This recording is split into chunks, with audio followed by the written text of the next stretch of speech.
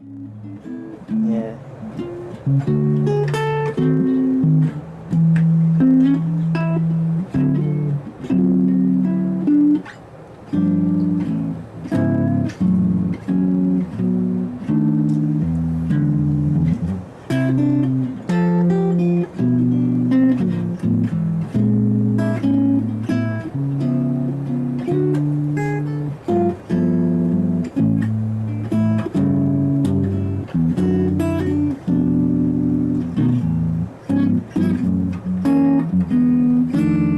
I get the 5 too soon.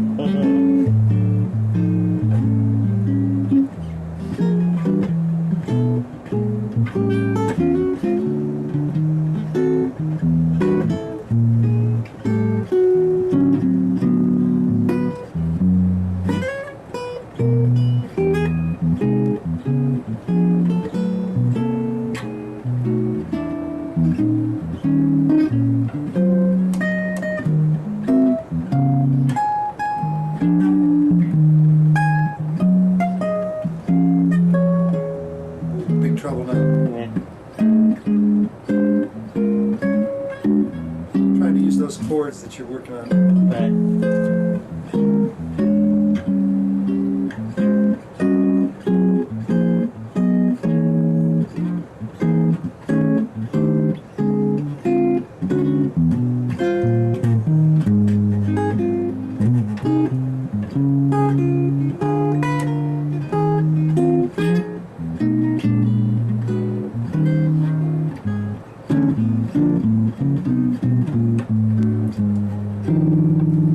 It's the 8th of December, 1997. Some of us are unshaven, but still alive and well. And we're talking about the fact that the question was, if 2 goes to 5 to 1, I'm paraphrasing your question, Yeah. would this work with the other degrees? Something to that effect, you asked. And I said, well, let's look at it. So you notice that if 2 goes to 5, then it wouldn't be wrong to say that 3, in a like manner, would go to 6, of course. And then 4 to 7. And then at the end of 2, 5, we know that goes to 1. And 1 proceeds to 4, so we could say 1 is at the top here before the 4 as well. So it's like a thing in the sky that just sits here. 1, let's see, from your perspective, you're going to see this back in reverse in the camera. 1, 4, 7, 3, 6, 2, 5, 1. Oh, wow. So on the neck it looks like this. 1, 4, 7, 3, 6, 2, 5, 1. If we use just a third and a 7 and play it real straight, this is now 7, 3. Right. Now set it backwards. This was 3, 7. Right. Now this is 3, 7 going from up to down. Before it was 1, 3, 7. Now it's 1, 3, 7. Right. Which is like saying 1, 7, 3 from the bottom Right. up. Then of course the next one is, I'm just staying in the scale. Right. I've heard that one. It's in Bach a lot. Yeah. You'll hear.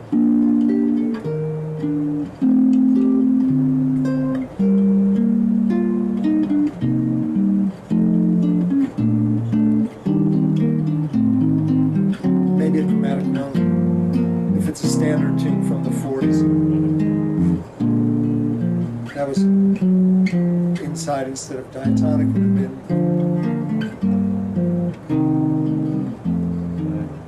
So that's, this is going.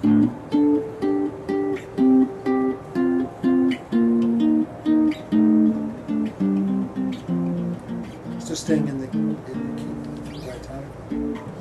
And for 7, 3, 6, 2, 5, 1, 4, 7, 3, 6, 2, 1. A good study, if you want to have that kind of fundamental basis of force down, is to, away from the guitar, master that very thing without the guitar neck first, just as an abstraction. Right. If it won't stay, if you try and go, man, it's too hard without the neck, use the neck, then use the bottom roots. Right. Don't even worry about chords first, just roots. If that won't stay, if you say, I think it's easier when I've got everything present, then just put the 3 and 7 in your mind. I think that's what I had to do. I just couldn't remember it without the chords satisfactorily. You do know the qualities of the 7 basic degrees, that this is major, minor. So because of your knowledge of that, it won't be a fight with, hey, what quality do I make the chord? It'll just be remembering 1, 4, 7, 3, 6, 2, 5, 1. We're back, unfortunately. No, that's fine. If for the heck of it, you just thought of it and tried to answer the question.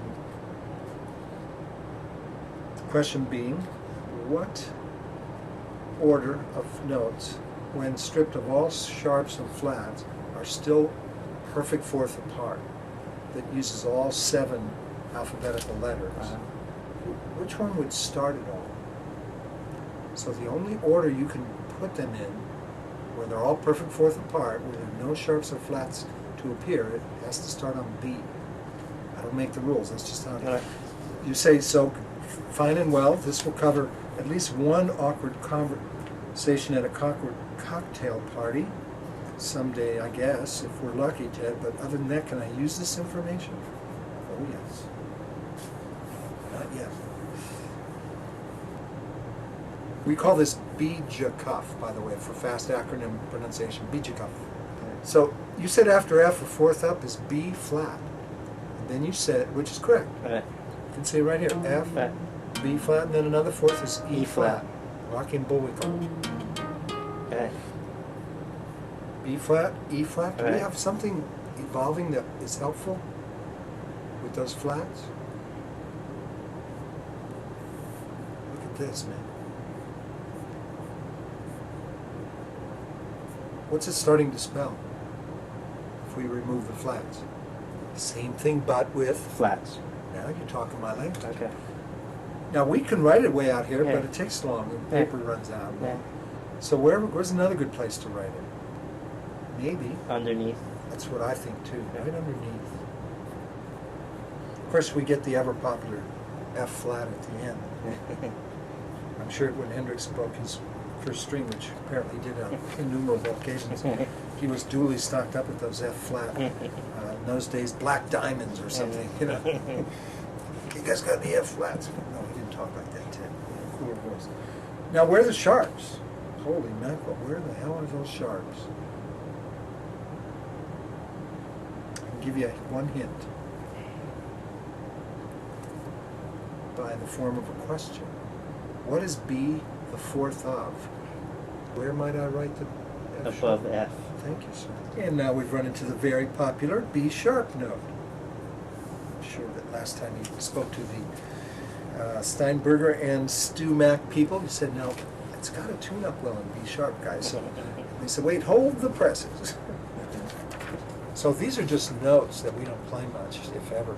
Actually, I do play this note a lot because I play in 4 sharps, where this note's the leading tone of the relative minor of C sharp. When you're playing an E and you play, you know, that sound of these 2 notes leading into the relative. This is B sharp because it's spelled G sharp, B sharp, D sharp instead of G, B, D. You know how to spell a G chord, G, B, D? Yes. So then the G sharp chord is the B sharp. Right? You knew it kind of anyway before you met me, I suspect. So we will use notes like this, but we don't play chord roots like that too often, if ever, and we certainly don't play in the key of B sharp. But spelling is a single note in a chord. It's like F double sharp. It comes up sometimes. Okay. If I say continue after F, what did you say is a fourth higher than F? B flat. And a fourth higher than B flat? E flat. Anything noticeable? What can you do with this? Plenty. What can't you do with it? Plenty. It's useful for certain things. BJCUF, we call it. 3 tiers. Notice how the sharps ended up on top, and the flats ended up on bottom, and the naturals are in the middle. Mm-hmm. It reminds us of music notation, for starters. It worked out well. What if it had been the other way around? We'd be screwed. Backwards thinking, you think the flats are higher. luckily the sharps are higher on the chart. Mm-hmm. So if I say, play the cycle of fourths, starting on B, if you can say Bijikov, if it's not a diatonic cycle, you've got 7 of them licked right away. You just say B-E-A-D-G-C-F. If somebody said, well, I better do a drill on this chord, this A sharp dominant 7 with the 7 in the bass, so I can play it in D sharp minor, because let's say they found an undiscovered Thelonious Monk version of Around Midnight where he notated it in D sharp minor instead of B flat. You say, wow, sharp key city, man.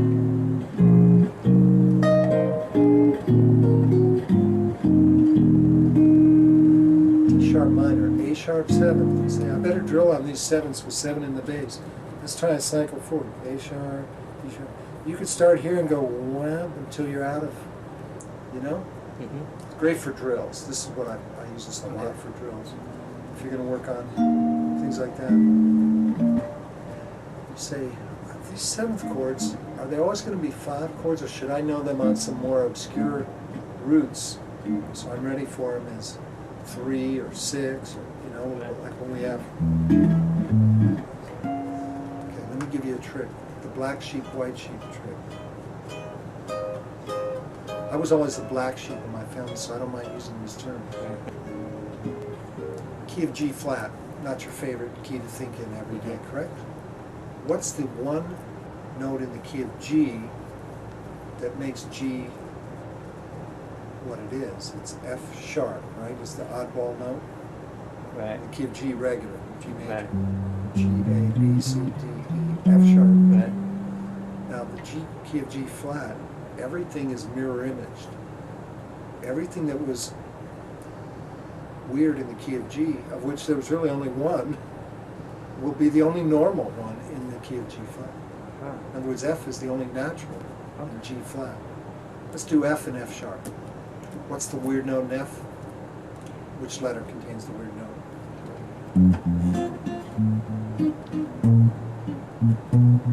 B flat. So the B letter is the weird one, because you have to flat it, otherwise you don't get the sound. Right. Passing the time with this New Orleans background music.